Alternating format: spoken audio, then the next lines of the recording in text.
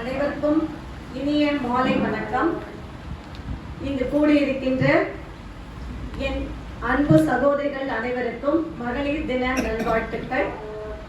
உடன் வந்திருக்கும் அன்பு சகோதரர்களையும் இந்த நல்ல வேளையிலே வருக என வரவேற்று, மகளிர் தின விழாக்களுக்கு இன்னும் கூட்டம் கூட்டமாக நீங்கள் தான் வர வேண்டும் என்ற கோரிக்கையோடு உங்களை வணங்கி மகிழ்கிறேன். இன்று மிகச் சிறந்ததொரு நாள்.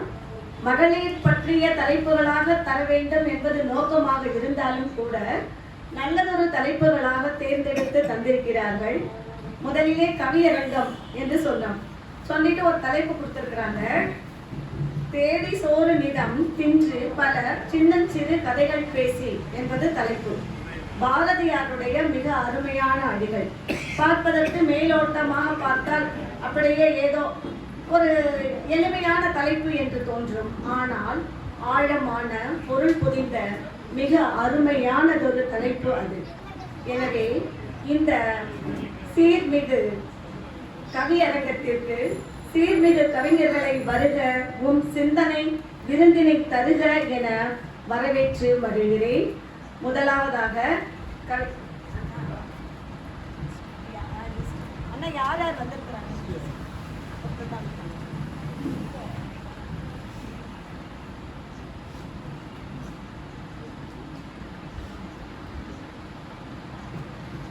மகளிர் என்ற மகளிருக்கும் குழந்தைகளுக்கும் மிக்க தொடர்புண்டு. குழந்தை கவிஞர்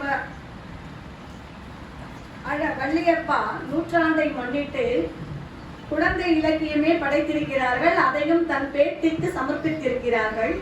அத்தகைய அழகிய பாட்டியை இங்கே தமிழ் கவி சொல்ல அன்போடு அழைக்கின்றேன்.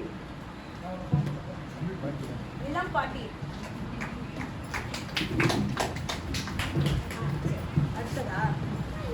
அனைவருக்கும் வணக்கம்.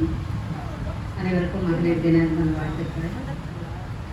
பெண்ணிய சிந்தனையை பெண்களுக்கு விதைத்த ஆண்கள் அனைவருக்கும் நன்றியும் வணக்கமும். குழந்தை இலக்கியம் அப்படின்னு மட்டும்தான் என்னை அறிமுகப்படுத்தியிருக்காங்க. இது ஒன்றே தான் எழுதியிருக்கேன். குழந்தை இலக்கியம் வள்ளியப்பாவுடைய நூற்றாண்டை முன்னிட்டு குழந்தைகளுக்கான ஒரு பாடல். நான் 97லேருந்து தமிழகத்தில் வரக்கூடிய வார மாத பத்திரிகைகளில் சிறுகதை, கவிதை, நாவல், கட்டுரை இதெல்லாம் எழுதி பயணிச்சிட்ருக்கேன். என்னுடைய எழுத்து அப்படியாக பயணிக்கிறது. 2011லேருந்து திரைப்படங்களுக்கு பாடல் எழுதி பாடலாசிரியராகவும் பயணிக்கிறேன். அழகு தமிழ் பழகு என்று குழந்தைகளுக்கான ஒரு பாடல் தொகுப்பது. அடுத்ததாக குழந்தைகளுக்காக ஒரு சிறுகதை தொகுப்பு வெளியீடுக்கு தயாராக காத்திருக்கிறது. தாயம்மாவும் கந்தன் மாறனும் என்பது அந்த சிறுகதை தொகுப்புடைய பெயர் என்பதை உங்களோடு பகிர்ந்து கொள்வதில் மிகுந்த மகிழ்ச்சி எனக்கு.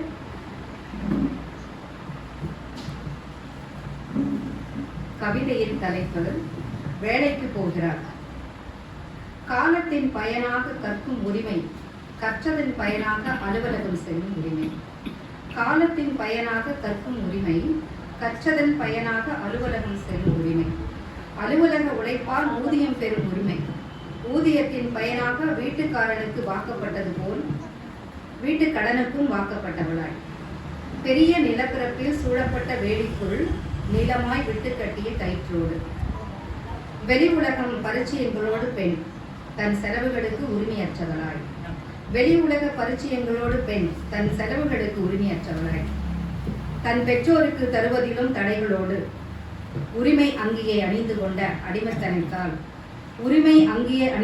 அடிமைத்தனத்தால் அவளைப் போலவே அவள் ஊதியமும் அவனை சார்ந்தது. அவளது ஊதியமும் அவனை சார்ந்தது. சார்ந்தே சக்கையான வழக்கு தன்னுரிமைகளால் விரிந்த பெண்ணுலகில் பேருதான் எத்த பேரு வேலைக்கு போகிறார். வாய்ப்புக்கு நன்றி.